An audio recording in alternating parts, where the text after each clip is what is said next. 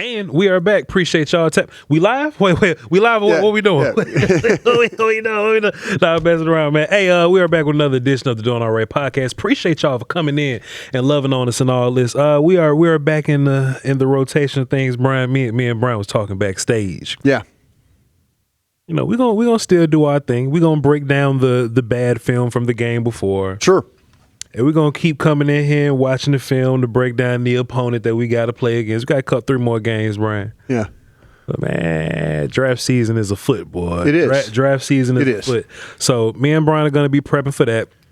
Maybe next week, Brian, we might start talking about some names. We might start bringing some Yeah, I think so. Good opportunity. Yeah. We'll cross that bridge whenever we get. I'm not the guy that's sitting around waiting on the Eagles to lose all their games. No, hell no. No. I'm not going to be no, you'd be way behind if you did that. Yeah. Brian, I wanted to, first and foremost, I think they start practicing today. Yes. Yeah. I know how you get down, Brian. We still got a bunch of question marks floating around, Brian. And if you don't know, you ain't got to say nothing, Brian. But I'm curious about your left tackle. Yeah. I want to see what that's hitting on. And your cornerback. It was funny, Jerry Jones on the radio yesterday, and it seemed like of the 3 people that's supposed to lie to us, they didn't get the lie together before they came out and lied. Sure. One side say they healthy. Another side say that, well, they not healthy enough as we want them to be. We want them to be healthy enough to gamble on players. We want them to be healthy enough to roam around and, catch picks and all that, but he not all the way healthy. Right. Brian, do you have an update on Tyler Guyton or Trevon Diggs? Yeah, I don't think Guyton's going to play this week. I think they're in the same boat that they were last week. They're trying to work through it. Mm-hmm. Is he getting better? Yes. Is he getting better to the point where he could play? Probably not. So I would think that you're going to see Nate Thomas this week. And then all of a sudden now it turns into the Commanders game where it's a Thursday, Christmas Day game. And can you get him ready for that? Yes, sir. It seems like to me, and talking to some folks, they're running out of days. And so that's kind of where it is with Guyton. I would expect Nate Thomas is going to be the starter there at left tackle and then go forward from there. As far as Diggs, I feel like I know one side of the story. I don't feel like I know the other side of the story. Mm-hmm. I don't feel like I know the player side of the story. For sure. I feel like I know that Voch, that there's people in the organization that thinks that he's not practicing well enough. There's people that think he's not healthy enough. He's coming out and saying the things, I'm healthy, I should be available, I should be able to play. But you have the head coach, you have the owner, general manager coming out and saying what they're saying.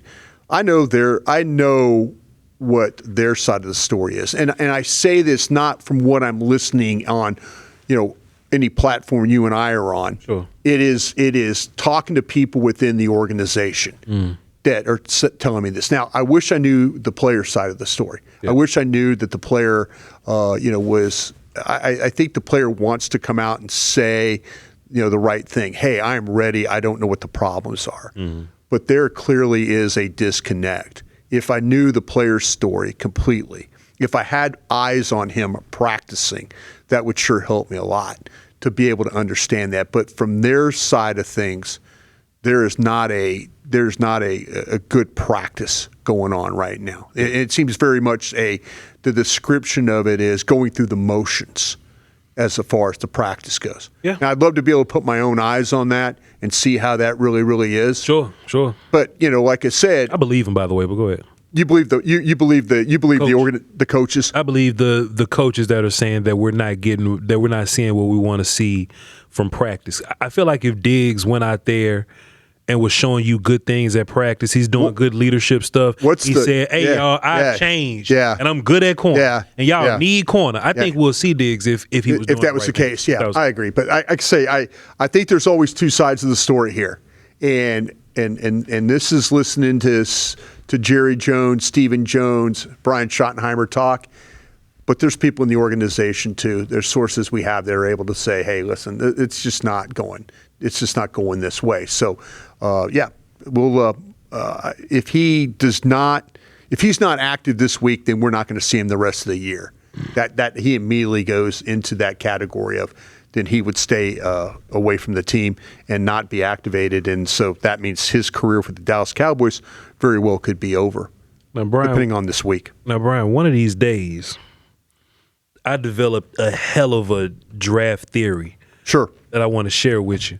And it's gonna be it's gonna give me a good excuse to draft another offensive lineman in the first round. Yeah. I'm not gonna go there though. Yeah. Another show. Just don't let me forget. Chat, don't let me forget. I developed a hell of a theory for y'all, but we'll talk about that later. Yeah. Let me ask you this. Quasi draft, not really. We talked about Nate Thomas playing another game for you. Sure. What's your confidence level? We've seen a couple of games from him, even early in the season versus this. Terrence Steele is likely going to be out of here next year. Sure. Dollar amount wise. Right. And he ain't playing, whatever. Right. Do you trust Nate to kind of fill in and be the right tackle guy as a third-year player based on what you've seen so far? Do you trust him to plug in at right tackle next year, or you kind of want to explore your options a little bit and kind of keep him as the backup guy? I would love Voch for this to work this way. I would love to see him continue to play. And because I've seen him play well at times, Kansas City. I've seen him play poorly at times, Arizona. There we go. You've seen him kind of play poorly at times. I think this is something that you're going to go through with a guy who basically is a first-year player. Sure. I think you're going to. Every week you and I are watching veteran tackles struggle. We're watching veteran offensive linemen struggle. I would like to believe that there is things with Nate Thomas that you could absolutely build on. A lot of this has to do with what you do in free agency for me. Yeah. You know what I'm saying? Sure. And you and I have had conversations before. I'm sure we'll have conversations again about where this thing goes. If you don't play in free agency, you've got to determine, are your defensive players on that board more important than drafting a tackle? Because if you play in free agency, and I'm not talking about bottom fish. Sure. I'm talking about go out and address a legitimate, and I'm not talking about sign your own either. I'm not talking about that. I'm not talking about, we're going to tag Pickens and that's it. That's all we're doing today in free agency. Yeah. Go out and legitimately get some players and give me the flexibility to potentially address the tackle spot with a draft pick, because I don't have to worry about getting defensive players. But if you're going to tell me that you're not going to do anything, I hate to say this, but Nate Thomas might have to be my guy. I need flexibility. Sure. And if you don't give me flexibility to draft the position, then to your question, am I confident in Nate Thomas? Yes. To the point where would I like to see more development and more of, and I trust these offensive line coaches. Sure, yes, sir. I trust them. Yeah. I trust them.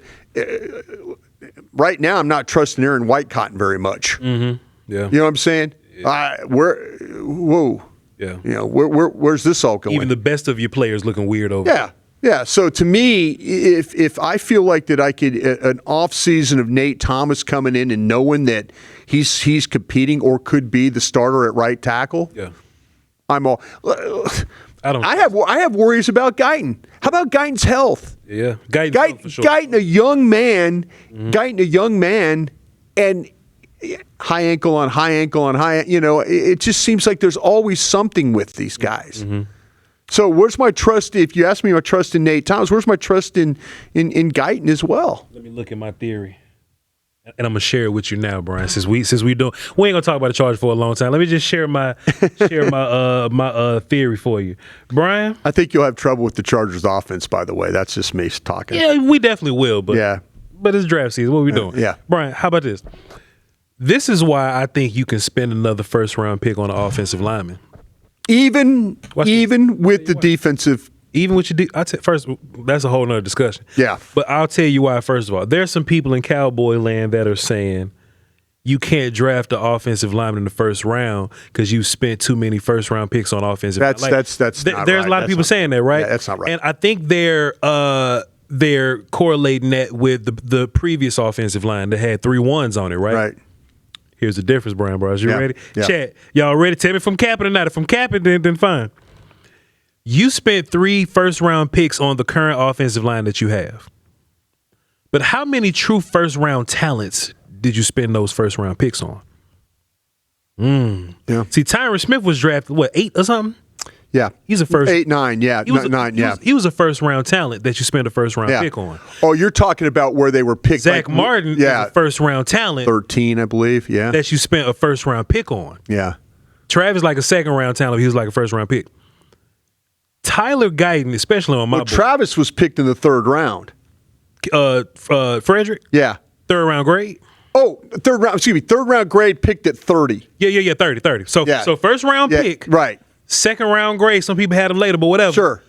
Even Ron Leary was a second-round grade, but you got him kind of later, right? Oh, because of the knee. He had the problem with the knee. Nobody would draft him because of his knee. So that Cowboy offensive line had 2 first-round grades. Doug Free at like a 5, yeah. You see what I'm saying? 2 first-round grades, 2 second-round grades. Brian, Tyler Guyton was a second-round grade on my board. Tyler Smith was a second-round grade on my board. Tyler Booker is a first-round grade on my board. BB was a 3rd. We need one more first-round grade on our offensive line. Not another first-round pick, but we need a first-round grade on our offensive line. Spend that top 15 pick on another offensive line. Brian, what you think of my theory? You know what? I like what you're doing there with the theory of that, because to me it does make a lot of sense where guys are selected. Because Guyton's not a complete player. Guyton wasn't a complete player when we got him. Guyton was a guy that played all 8 games? 8 games at tackle, and then all of a sudden you're in a situation now where you're. I think to me that what you're talking about where. You're saying, give me the offensive lineman talent-wise at a top 12 pick. The stud, undeniable dude that comes right in and make a difference. Tyler Booker's doing that. Yeah. Tyler Smith had problems with his hands, but he eventually figured it out or whatever, but I had him still great a little later. Right. Tyler Guyton, he may get it going his 3rd year, but that's just natural how it goes. So you would rather if the pick was 14 and 23 or whatever it's going to be for Green Bay, you would rather say make it at 14. If I'm picking an offensive lineman, pick him early. Don't pick him late. So that there's not this big swing of wait time. Yeah. You're going to get a dominant dude and not even have to worry about it. I wouldn't call it a theory. I would call that pretty solid logic is what I would say. Chat, comments, what y'all think? I know y'all sick of me. I know y'all sick of me in these offensive linemen, but I think that's fair. Go ahead. No, I don't. Tyler Booker's your only offensive lineman drafted in the top 15 right now. And he's more in the mold of what you did with the Martins and Tyron Smith. Yeah, that's completely fair. Did you think that went up when you were cooking oxtails? I was doing something. I was boxing or something. Got hit in the head and thought about it. It just charted forward. Man, Brian, speaking of these top 15 offensive line talents, man, boy, since Joe Out and Rashawn Slater got hurt, man. Yeah. Justin Herbert be running for his life, dog. He does. Man, Brian.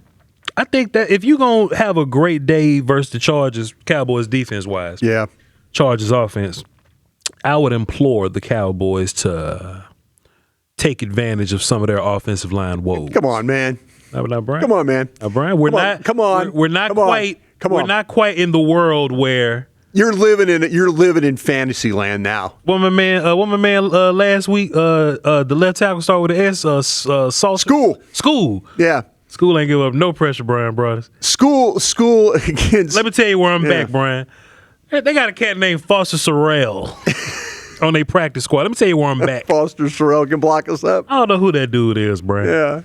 Brian, if Foster Sorrell could block us up, if Branson Taylor, another one of their practice squad offensive linemen, can block us up, Brian, we in for a long day. Yeah. Now, the Chargers, it's weird. They have the DNA of a high-flying passing offense. They do. But their identity is run and play defense. Yeah, their head coach. That's their identity. Yeah. People say you just can't bring a new coach in and defense change immediately, boy. The Chargers turned into a defensive juggernaut, run the football immediately. I don't know. Yeah. Brian, Omarion Hampton was their lead guy. Yeah. Looked pretty good out there. Yeah. Got hurt. We kind of liked him a little bit. Najee Harris came in, looked fine. Yeah. He got hurt. Kamani Vidal came in. 6th round pick. Fantastic. Came right in. Yeah. Played his ass off. Yeah. Looked great. Hampton came back. He looked great too. No matter who the running back is, Brian. This is their DNA. They're going to run the ball well no matter what. Yep. Even though they got an offensive line that probably won't pass block you all that well, They run block. It's in their DNA, Brian. They run block really, really well. They do. Their wide receivers block well too. They do. Their wide receivers block well too, Brian. Jamari Salyer, Zion Johnson, Bradley Bozeman, Mekhi Becton. Pipkin got hurt last week, I believe, so they might roll Bobby Hart out there, Brian. Yeah, they've done that before. All those guys got the DNA of running the football against you. They may not be able to pass the ball well because of pressure. Yeah. But if they block it up well, this is a team that can get downfield on you. Quentin Johnston is dealing with a growing situation, and in years prior, he didn't really live up to his draft selection. Nope. Brian Quentin Johnston went crazy earlier this year. Sure. Trey Harris started making some plays. Keenan Allen is doing his thing. Ladd McConkey's doing his thing, Brian. They are an operation that can whoop you in the air. Some kid named Lambert Smith. We remember Keandre Lambert Smith from Auburn. Absolutely. Senior Bowl guy, you know what I'm saying? East-West Shrine Bowl guy. Brian, this is we talk about Shrine Bowl again, Rondé Gaston, Syracuse guy. Yeah. Athletic tight end. You and Zach really liked him. I remember watching the broadcast when you guys were talking about, but you kept bringing him up. And me and you liked him too, Brian. I was like, boy, can we bring Gaston in to come and be an athletic down the field, vertical guy? And boy, they're using him perfectly, Brian. This pass defense, this pass offense, Chargers passing offense versus good defenses. It'll look a little weird because they can't protect Justin Herbert all that well. They can't protect him well enough, right? The pocket collapses on Herbert. He gets sacked. They get beat on the outside. He gets sacked. A lot of times, Herbert gets a little skittish and steps up in the pocket. He does. And they get him a lot doing that. So if you got good D tackles, they can do it, whatever. But, Brian, it's the Cowboys defense where dreams come true. Everything is easy. Sure. I don't think we're going to be able to cover Johnston. Yep. I don't think you got dudes that can cover Allen. He's still a good route runner. He is. McConkey's going to get down the field. That's where we're not good at. Right. I don't think you got somebody that can cover the tight end Gatson. I don't. You might be fine in the run game, but don't let Vidal start catching the ball out the backfield on. Yeah, I agree. Brian, I think they're going to block these guys up front, man. And that Chargers defense ain't no slouch. They going to look good on the other side. No. They might hold you to 28 points. Yeah. But I think this Chargers offense that averages, give me 30 seconds, bro. I got you. Yeah. This Chargers offense that averages 22 points per game, which is 19th in the league. Sure. They're going to score 35. No. I hate to admit this, but this is what you've come to. And Cowboy fans don't want to hear it. The real Cowboy fans understand it. The Cowboy fans that have their head in the sand and said, I don't want to hear anything bad about my team. This is what you are right now. This is Voch. Everything that Voch told you about this Chargers offensive line, if you can get them to where they have to play a bunch of drop back, Philadelphia, they won the Philadelphia game playing really good defense. Gave up a ton of sacks. You can just watch it. It's just pressure after pressure after pressure. It didn't matter. Mekhi Becton, who was a Super Bowl champ with the Eagles, like 11, 12 pressures in this game. You could see the problems that they have. Yeah. They've got a tough quarterback. He's willing to run. You mentioned about the running. They don't pass block well. So that's something. Dallas, can you stop their running game though? That's going to be the key in this game this week. Yeah. I love what they've done with Vidal. He is all of 5'7". Seriously. I mean, he is a short-looking guy playing football. 215 pounds. But you watch him, you watch Hampton, when they hand them the ball, Voch, as you've seen, they bounce off guys. Sure do. You got to tackle. You got to be able to tackle and step up and make plays. You got to fill and you got to be able to tackle. Because if you don't, these guys will find ways to gain yards. They play with the traditional fullback, number 44, Scott Matlock. Yeah. He's a guy that you kind of like, you follow him. Watch all the plus 10 runs like Voch and I did. Watch all the plus 10 runs. They follow him. They follow him. And when he's in the game, it's kind of like watching Kyle Juszczyk from the 49ers or a Hunter Lipke. It's a move, it's a block. It's a move, it's a trap. That's what they kind of do with these guys. So Dallas is going to have to be ready for a physical running game. That's something they could be very well equipped for. They've done a nice job in some of these games. It's the passing part of it. Can they get pressure? We've talked about compromised offensive lines every week. We talk about it. This is a compromised group. Can you get pressure? If you don't, The Chargers, what we say, 21, 22 points a game? Yes, sir. 22.5. Just That's going to be 35. Just add 10 to that. That's probably what you're looking at right now. That's going to be 35, Brian. Yeah. It's just when you look at the advantage, we got the next gen, John. Yeah. You can just kind of look at the advantages, boy. They're like the number one running team out of shotgun, number two running outside the tackles, number two versus light box, number six in the quarterback run around, number 7 in rushing efficiency. I know the Cowboys are supposed to be a better running operation now. And honestly, Brian, these teams can do what they want to do with you. Yeah. If they decide that we're not going to run, right, we're just going to throw the ball. Yeah, going to throw the ball. And look, their passing numbers, Brian, are closer to the 15s and 20s. Yeah. But you're the worst passing defense in the league. Yeah. So you just have to assume it's just such a lack of pressure, and then without the pressure, there's no cover. Mm-hmm. So to me, it's you're in a bad spot. I mean, last week you played against a quarterback that wasn't good throwing the ball. Oh, Herbert this week you're throwing the ball. Yeah. This week you're quarterback that can actually he places that mug real well. Yeah, he can actually throw the ball. He'll get them Jones outside the numbers. Yeah, Keenan Allen get right on that sideline. Yeah, Lad McConkey get right up on them hashes, put the ball right where it needs to be. If you ain't looking back at the football, because Deron Bland don't look back for the ball no more. It must be something they're teaching over there. Yeah. Guys like Revel, he ain't looking for the football, man. Yeah. They're gonna throw the It's Brian. Yeah, it's gonna be tough. It's gonna be tough. It's gonna be tough. I mean, but it's gonna come down to, can you find a way? Because I kind of feel like, okay, we'll see the physicality of the run game. Dallas will play the run, but man, all of a sudden you've got to create pressure. Mm-hmm. You got to create pressure, and they don't. That's the biggest issue right now. Is you haven't been getting. We could talk about Donovan Ezeracco here. Sure. I kind of expected Donovan Ezeracco to be a 6 to 8 sack guy coming out of college. I really did. Blown away with his run defense. Absolutely blown away with him. I thought he'd be a much better pass rusher by now. I did too. Yeah. But they don't have anything with Clowney as a pass rusher. They don't have anything with Williams as a pass rusher. Mm-hmm. They don't have anything with Fowler as a pass rusher. And when they do get back there, they don't finish. Sure.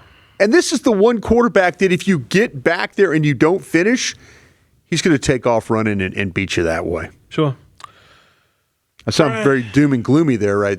Man, Jerry Jones on the radio, man. I'm sure we're going to be talking about this all day. You're going to talk about it on your radio program. Sure. We're going to talk about it on the break or something like that.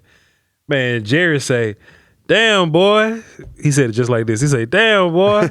Shit. Man, we didn't expect that J.J. McCarthy kid to go out there and do his thing like that. Mm-hmm.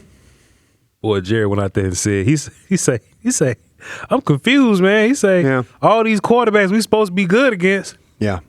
They be having great days versus us. Yeah. Brian, I can't imagine what Justin Herbert and them about to do to this Cowboys passing defense, Brian. If the Cowboys come out and have a great day, I'd be shocked. Yeah. I'd be shocked. I don't think they got the bodies, though. I don't think they got dudes that can line up and cover Allen, McConkey, and Guyton. Yeah. And then we talk about playing some run defense. We're going to have to line up in nickel and do something and then go play some run defense. I just don't think we have the ability to. Brian, let me ask you this about Flus. Yeah. And I tell you, Brian, since hearing Jerry on the radio yesterday, I kind of don't even want to talk about Flus no more because it sounds like he's out of here. Like, you know what I mean? So, well, no, it's the low-hanging fruit. For sure. It's the low-hanging fruit. And, I think that you've done a really good job with this. I listened to you on trying to fire him? Well, no, I work with you on a couple of platforms. Yeah. And, I think there's things you've identified about this coach. Mm-hmm. And I think that now that Jerry Jones and Stephen Jones and Will McClay, and much like Cowboy Nation has seen, you don't have to be former football coach or former scout. You don't have to be these things to see what's going on with this defense. Mm. There are clearly there's some issues with the personnel. For sure. There's some guys that aren't playing well enough. It's not all Matt Eberflus. Yeah. But man, you can't tell me that early in games you do some things and have some success and get some stops and then completely go away from it. Mm-hmm. I think Jerry Jones is probably asking the same questions that you and I ask every day.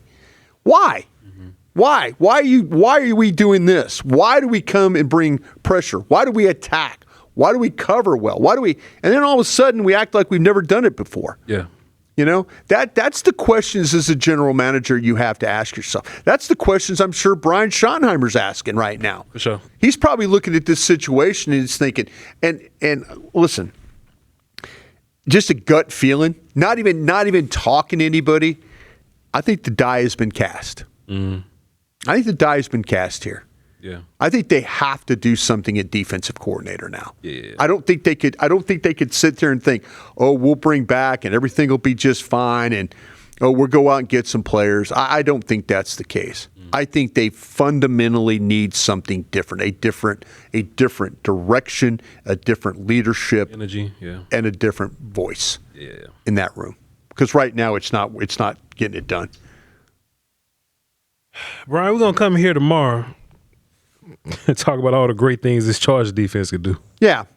And honestly, bro, it made me think about it. You asked me a question, man, last week. I haven't given you credit for it yet.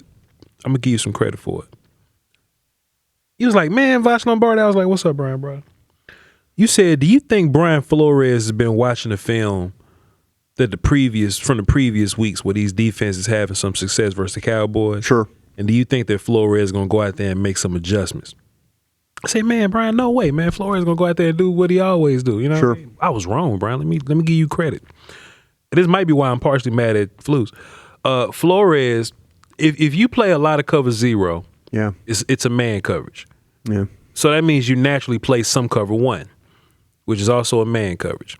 If you play cover one, which is a one high look, you normally play a bunch of cover three, because that's another one high look. Right. That's what Flores will roll out there. Sure. Brian, we saw a lot of 2 4s and 6s out there, boy. Yeah, we did. We saw his zero. Yeah. But boy, we saw some 2 4s and 6s. Brian, I was blown away by the amount of adjusting that Flores was able to do. I don't think Flus is that guy. Flus gonna run when he runs till it's over with. But I'm more so talking about this next week, Brian.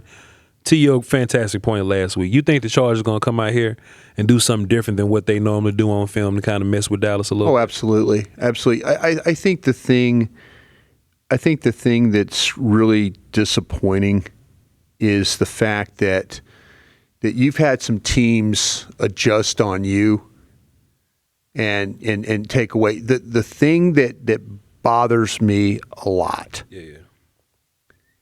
They really, and I mean this in no disrespect, Sure. they confused Dak Prescott in that game. Yeah. They did. That's what they do. That's what that defense does. They did. Yeah. And Dak is really good against the blitz. Dak is really good at dealing with pressure. Dak is really good at the escapability. There's things. That was a different challenge. Yeah. That was a different animal. I don't think there's teams in the league that can do what Brian Flores does on defense. Mm-hmm. So to copy, to mimic, play a little bit more of this coverage, maybe give him a little bit more looks.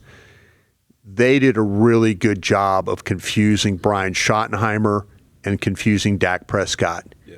And ultimately, it cost him that game. Sure did. I mean, defensively, they weren't good enough, of course. But when Dak Prescott in post game is talking about zero coverage, and the next day that Brian Schottenheimer has to go, well, you know, we kind of They got us. they got us. We thought there was some zero coverage. It really wasn't zero coverage. You know, that told me that Dak coming out of that game thought that he had some looks that in fact he didn't get. And I think that confused him. Mm-hmm. And I say this respectfully because sometimes you're going to get defensive coaches or offensive coaches that are really good scheme-wise. They're really good scheme-wise. So they're going to do things to make things look. Brian Flores, and we always like to say this, they gave us the blueprint. Yeah. Remember the blueprint for Dak was when he played against Vic Fangio, it's the muddy it up, clog and cover, rush 3, drop. Remember that? 4 type stuff. Yeah, remember all that stuff? This is kind of where there's teams that have probably better personnel than Minnesota to play defense against Dak. Mm-hmm. I don't think they have the coordination or the execution to play it to be like that against him. That was one of the toughest ones he's ever had to deal with. Yeah. When it came to the blitzing, when it came to the looks, the muddied looks, where guys were dropping, where guys started, where they ended up. Those things were all a huge problem for Dak Prescott in that game, and for Brian Schottenheimer as well. Man, Brian, I hope my audience is just as dreary as we are. I hope they down on this rainy day in the DFW. Breaking news happened. Tua's getting benched. Quinn Ewers is going to be starting next week. So well, you got an interim general manager there, and so what you're going to have to do is now see what you got. You got to see what you got. Yep.